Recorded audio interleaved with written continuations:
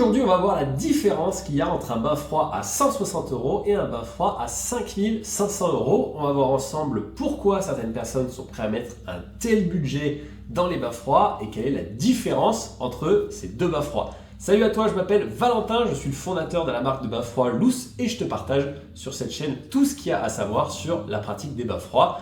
Alors, si tu ne t'es pas encore abonné, c'est le moment. On va commencer par le bain froid K2 à 160 €. C'est un bain froid portable, ce qui veut dire qu'il se monte très facilement.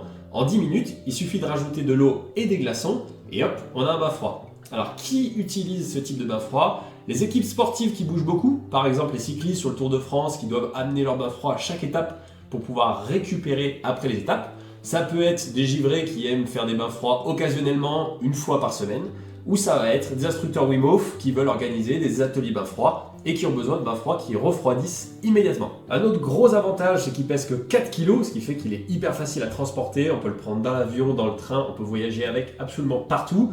Il se monte extrêmement rapidement, donc il n'y a pas besoin de le monter longtemps à l'avance. On va voir que ce n'est pas forcément le cas pour tous les bains. Et son autre avantage, c'est son prix. Ça reste un prix d'entrée de gamme qui permet à quelqu'un de découvrir les bains froids. En général, les débutants commencent avec ce type de bain. Maintenant, on va voir les inconvénients. Le premier, c'est la glace. Il faut que tu rajoutes des glaçons tous les jours. Donc tu peux soit les produire toi-même, soit congeler des bouteilles d'eau et les utiliser, les recongeler par la suite. Ou alors, ici tu as une grande demande de bain froid, il va falloir te faire livrer régulièrement de la glace, ce qui a un coût. Le deuxième désavantage, c'est l'eau. Toutes les semaines, il faudra changer l'eau ou bien il va falloir la traiter. Et dans ce cas, toutes les semaines, il faudra contrôler le chlore, le brome, le pH de l'eau et l'équilibrer. Forcément, la demande en glace va avoir un coût, il va donc prévoir de l'argent pour les glaçons. Et enfin, le dernier point, c'est l'eau. Il va falloir qu'il y ait une arrivée d'eau à proximité et une évacuation, surtout si tu dois changer l'eau toutes les semaines afin de garder une eau propre. Par ailleurs, si tu veux te procurer l'un des deux bains que l'on va voir dans cette vidéo, tu peux cliquer sur le premier lien en description.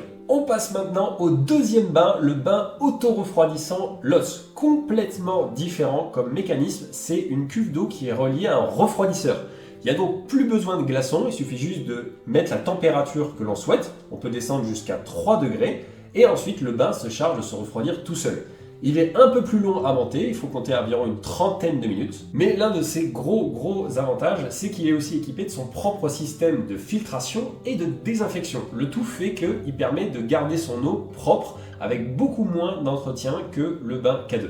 Un bain froid comme ça consomme environ 1 € d'électricité par jour maximum. Alors qui utilise ce type de bain froid? Eh bien ça va être les équipes sportives qui ont de nombreux athlètes à faire passer d'un seul coup et parfois tous les jours, une équipe de foot, une équipe de rugby.